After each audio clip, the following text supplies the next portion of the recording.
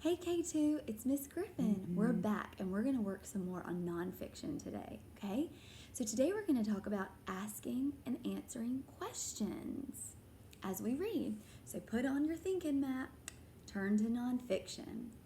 Okay, guys, so when we're reading nonfiction books, we're reading because we want to learn, right? The more we learn, the more we want to know. Every time we learn some new information or learn more about a topic, it makes us curious, right? Which means we want to learn more. All kinds of questions or wonderings start to pop up in our mind. Sometimes the answers are easy to find and we discover them as we read in the book. Sometimes the questions we have aren't so simple and we have to dig a little bit further, like when you're shoveling down in the dirt. So you might have to look in other places, like we talked about in our last lesson. Do you remember some of those places? Yeah, other books, websites, maybe programs or magazines on that topic. Sometimes the questions we have don't get answered. But whether the questions are easy or hard to find isn't what matters. What does matter is the thinking that we do inside of our minds when we have a question. Readers always stop and think. We ask ourselves a question. What could the answer be? We look in the book and then we push ourselves to think of not just one possibility, but many possibilities of answers. Okay? So today, as I read, I see a Kookaburra, Discovering Animal Habitats Around the World by Steve Jenkins and Robin Page. We are going to stop and ask. These are the kinds of questions that we ask. Who? What? When? Where? Why? And how? Then when we have a question, we're going to stop and think. What do we already know about what we're reading? What does the book say? What could the answer be? And we're going to push and think of many possibilities. Not just one answer, but many different answers. Okay? All right, so let's read our story. I see a Kookaburra, Discovering Animal Habitats Around the World. Steve Jenkins and Robin Page. I see a Kookaburra.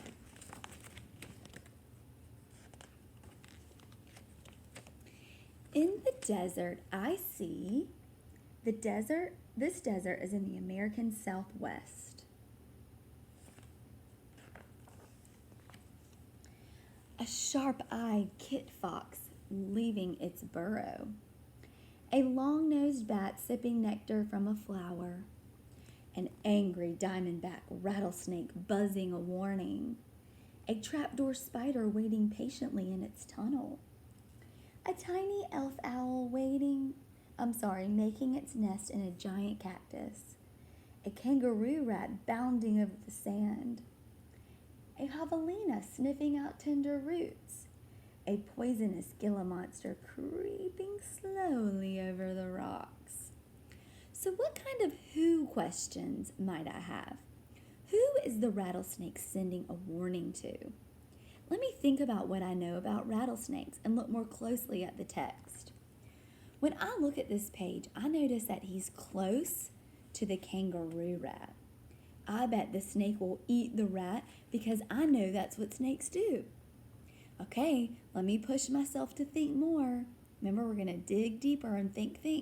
The fox seems close, too. Maybe he is warning the fox to stay away or else he will poison him. That was some good thinking and questioning. Okay, let's stop and think about another question. Let's ask a what question.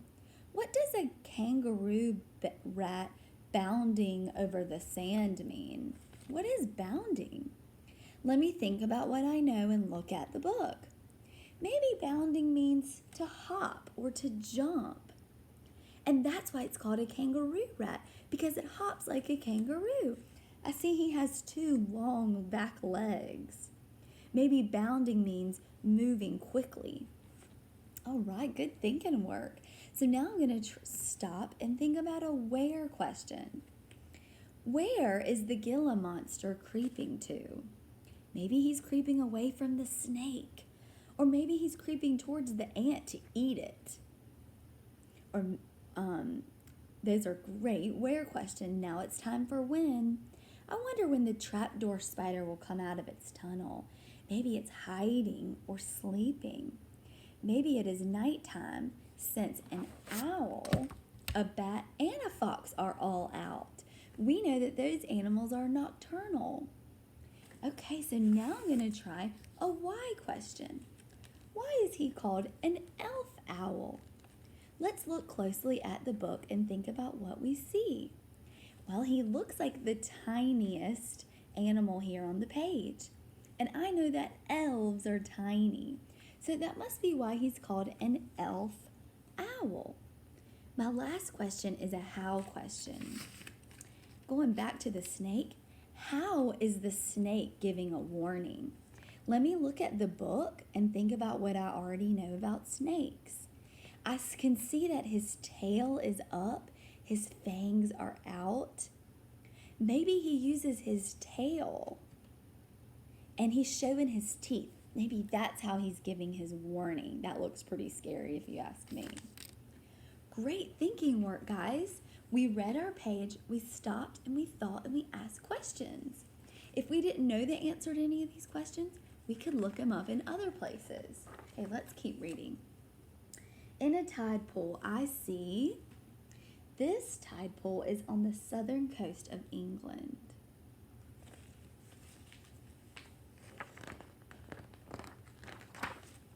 Okay. A natterjack toad looking like a wet, bumpy rock. A sea star holding tight with all 5 arms. A stinging enema hitching a ride. A peacock worm spreading its feathery tentacles. A hermit crab looking for a new home. A hungry oyster catcher searching for a juicy seashell. A sea urchin.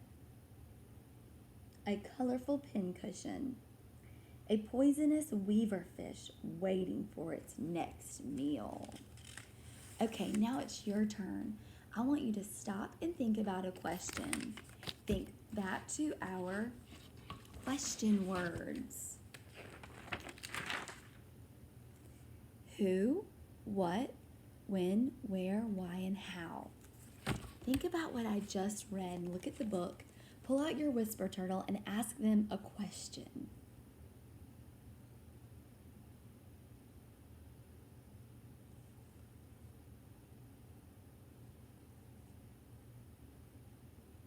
Now that you have your question, look at the page and see if you can find the answer to your question using what you already know and what the book says.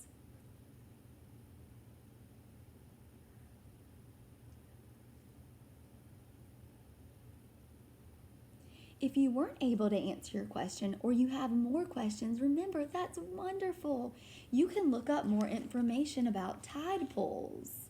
Actually, Marley, I know you have a book about tide pools, so I bet you know a lot about these animals. All right, good thinking work. Let's keep reading. In the jungle, I see. This jungle or rainforest is in the Amazon River basin of South America. I love how the illustrator put little parts of the animal peeking out so you can kind of guess what's there. Okay, let's read. A toucan and its large colorful bill. A harpy eagle, the most powerful bird of prey in the world. A jaguar with a spotted coat that helps it hide in the forest dappled light. A red-eyed tree frog startling an attacker with its big bright eyes. A young emerald tree boa, born red, it will turn a brilliant green when it grows up. A spider monkey escaping danger by swinging from branch to branch. A rhinoceros beetle, the world's strongest insect. The fierce-looking but timid green iguana. So I'm going to stop and think. I have a who question on this page. is the spider monkey escaping from? Let me think about what I already know and look at the pictures and what the book says. Well, I see above it the harpy eagle's claws. So I wonder if he wants to eat the monkey, and that's why the monkey's swinging away from tree to tree. Let me push myself. It says that the harpy eagle is the most powerful bird of prey in the world. So that definitely helps me think my answer might be right. If he's the most powerful bird of prey, he might be able to eat a monkey.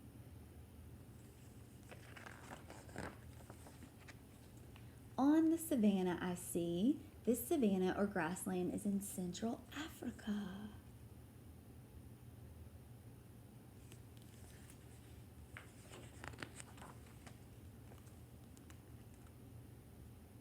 A serval hunting in the tall grass. A giraffe antelope stretching to reach the tender leaves of a thorn tree. A busy elephant shrew scurrying through the brush. A dung beetle rolling animal droppings into a ball. A nearsighted rhinoceros who is able to charge at 30 miles per hour. A secretary bird who kills snakes by stomping on them with its feet. Ouch. A naked mole rat nearly blind and almost hairless. A termite guarding its nest. A mound 30 feet tall. So my what question on this page is, and you might be having this one too, what is a dung beetle going to do with a ball of animal droppings? Could it be something that he uses for his house? Could he be making his house? Could he be something that he eats later? Is it to protect himself from these other animals? Let me push myself and think harder. The secretary bird lives in this habitat, and he kills things with his feet. So I wonder if it's a way to protect him. So many good questions to stop and think about as we read. In the forest I see, this forest is in eastern Australia. A noisy kookaburra with a call that sounds like crazy laughter. A cicada, a bug that spends its first 7 years living underground. A dingo, a fierce wild dog on the hunt. A frilled lizard, startling an attacker. A walking stick insect hiding in plain sight. A furry koala fast asleep.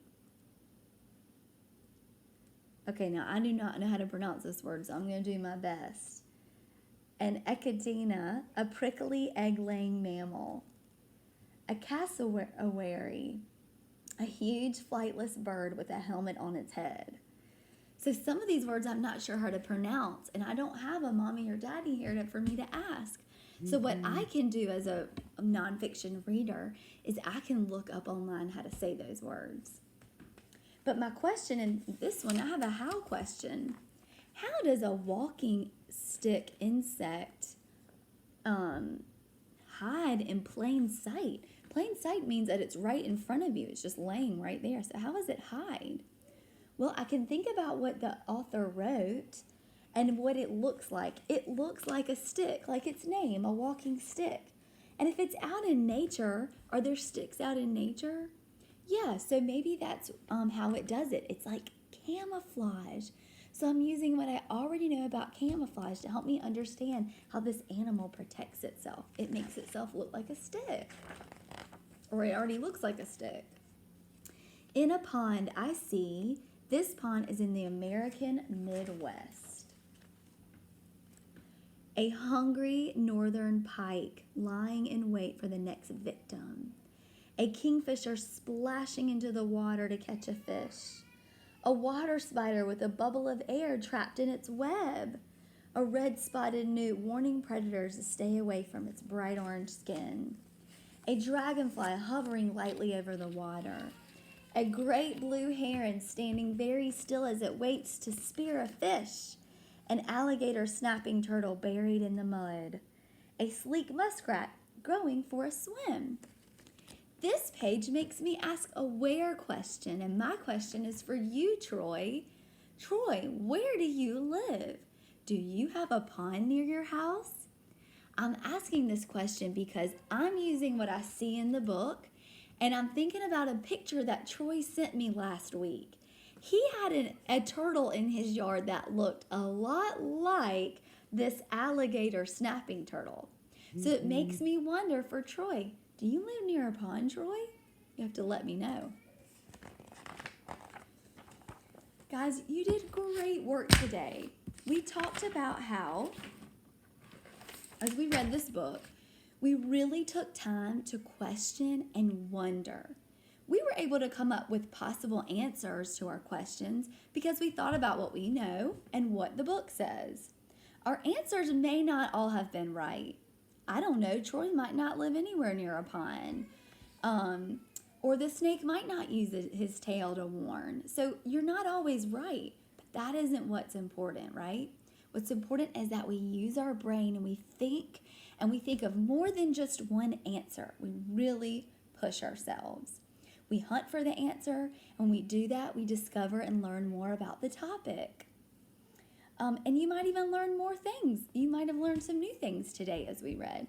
So as readers, guys, we ask questions and we wonder about things. We allow ourselves to think, find answers, and gain in new information. That brain is getting smarter and stronger. We also remember that we can change our thinking and add to what we already know. Remember, sometimes we aren't right. But I love it when that happens because that means that we are learning. Asking questions and finding answers really shows us many possibilities. Great thinking work. Friends, I want you to kiss your brain and I want you to kiss your heart too. Everybody, kiss that heart. You're working so hard. You are so strong and that brain is strong. Keep reading nonfiction and asking questions. I think baby Sean is up from his nap. I don't know if you can hear him, but I love you. I miss you. Have a great time reading today and keep up the great work. Bye, guys.